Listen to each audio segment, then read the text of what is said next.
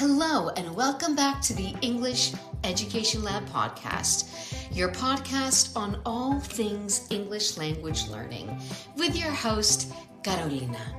So today we are talking about something almost every English learner has experienced, but not everyone talks about openly.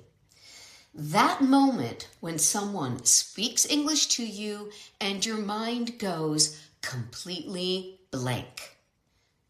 You know English, you've studied for years, you understand grammar, you can even read articles, you can watch Netflix without subtitles. And yet, when someone looks at you and says, "So, what do you think?" your brain says, nothing. If this has ever happened to you, first of all, you are completely normal. Let me reassure you. And today I want to explain why this happens, what's going on in your brain, and most importantly, how you can train yourself to stop freezing. So first of all, you need to know that this is not a language problem. Most students assume freezing means my English isn't good enough, but that's usually just not true. Freezing is often not about vocabulary, not about grammar, and not even about fluency. It's actually about stress. So what is actually happening in your brain? When someone suddenly speaks to you in English, especially unexpectedly, your brain has to do several things at once. First, it needs to understand the question. 2, it needs to translate meaning. 3, it needs to form an opinion. 4, choose vocabulary. 5, build an actual sentence. 6, check grammar. And last but not least, 7, speak. Now, that is a lot. Now, add pressure to the mix. Maybe it's a colleague. Maybe it's a boss. Maybe it's someone you want to impress. Maybe it's just a native speaker. Your brain senses pressure. And when we feel pressure, the brain activates the stress response. I'm sure you guys have already heard of the fight or flight response, but there is another response that many people don't know about: freeze. Freezing is your brain trying to protect you from embarrassment or failure. It's not logical, it's just automatic. Your mind goes blank because your brain is prioritizing safety over language. And unfortunately, your brain doesn't know that speaking English isn't actually dangerous. So why does your mind actually feel empty at that moment? Students often say, I had ideas before the conversation, but in that moment, I just couldn't think of anything. That's because stress reduces access to our working memory. Working memory is the part of your brain that helps you organize your thoughts and produce language in real time. And when stress increases, working memory decreases. So it's not that you don't have ideas, it's just that you temporarily can't access them. And here's the good news. This is totally trainable. So how do you train a faster response time? Now, fluency is, as we've said, not just about knowing English. It's about retrieving English quickly under pressure. So how do we train that? First of all, practice speaking before you feel ready. Many learners wait to speak until they feel 1000% confident. But confidence only comes after repetition, not before it. So you need low pressure speaking practice. That means answering discussion questions regularly, practicing expanding your answers, and finally, speaking out loud even when you're alone. Your brain needs practice responding quickly. Think of it just like a muscle. If you only use English in high pressure situations, of course you'll freeze. Stop aiming for perfect sentences. Perfectionism causes freezing. If your brain thinks, I must produce a perfect sentence, well, of course it slows everything down. Instead, train yourself to think, I will communicate, but I don't need to perform.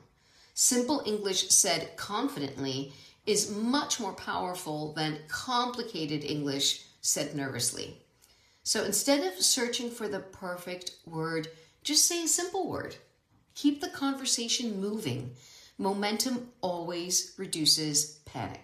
Now, something else you can do, use buffer phrases. This is a very practical technique that is fantastic. Buffer phrases give your brain a few extra seconds to think.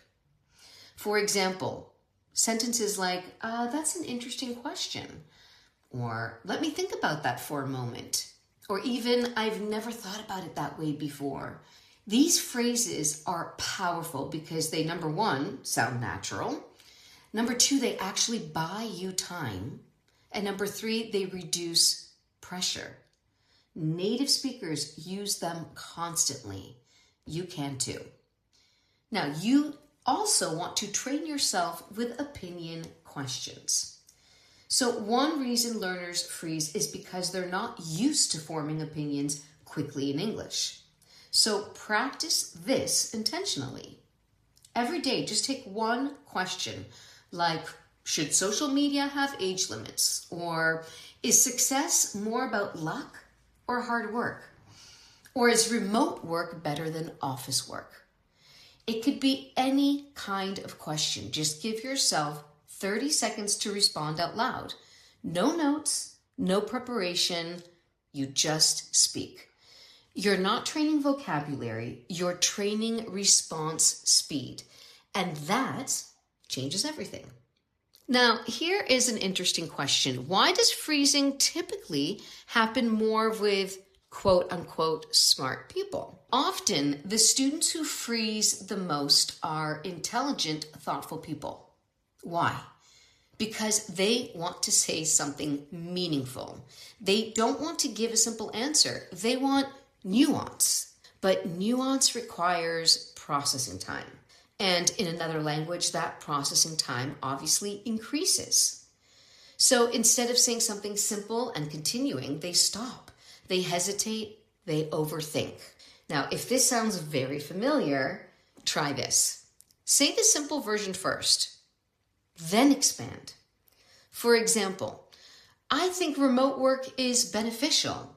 Pause. Think about it for a moment. See what else you want to add. Especially for parents, because it gives them flexibility. You don't need a complex answer immediately. Build it step by step. Take your time. No one's rushing you here. Now let's take a look at the role of identity. There's a completely different layer here that needs to be looked at. Sometimes you freeze because you just don't feel like yourself in English. Maybe you feel less funny, less intelligent, less expressive.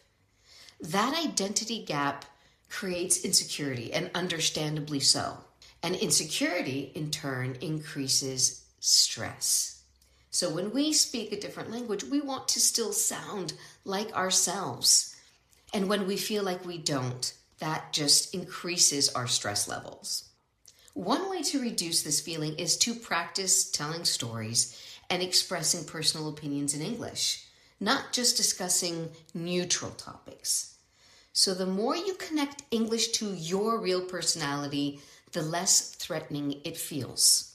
English stops being a performance and it becomes a tool. Now, here is a powerful reframe that you can try. Instead of asking yourself, oh my God, what if I make a mistake? Ask, what if this is just practice? Every single conversation you have is practice, even the awkward ones, especially the awkward ones. Fluency is built through slightly uncomfortable moments, not through perfect ones.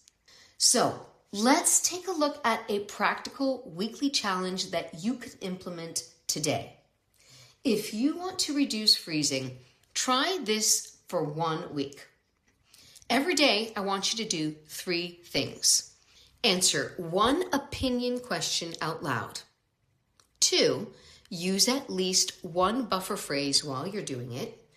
And 3, expand your answer with 1 example. That's it. It literally takes 5 minutes a day, and you are training your brain to stay calm, respond faster, and organize ideas under mild pressure. And over time, that blank moment gets shorter and shorter until it eventually disappears. So here are my final thoughts. If you freeze when someone speaks English to you, please remember it does not mean you're bad at English. It means that your wonderful brain is protecting you. But the brain, thankfully, can be retrained with practice, repetition, and realistic expectations. So fluency is not about never hesitating. It's about continuing anyway. Next time your mind goes blank, don't panic. Use a buffer phrase, start simple, and just keep going. Your ideas are there. You just need to give yourself permission to express them imperfectly. Now, if you are looking for a more hands-on approach to put all of this into practice, feel free to book a free trial lesson with me whereby we will discuss your actual language learning goals and needs, and we will create a curriculum specifically made for you. My friends, thank you for listening to the English Education Lab podcast. If this episode resonated with you, share it with another English learner who needs to hear this. And remember, if you take anything from this episode, fluency is not about being perfect. It's just about being brave enough to speak. I'll see you in the next episode, and I wish you a beautiful day wherever you are in the world.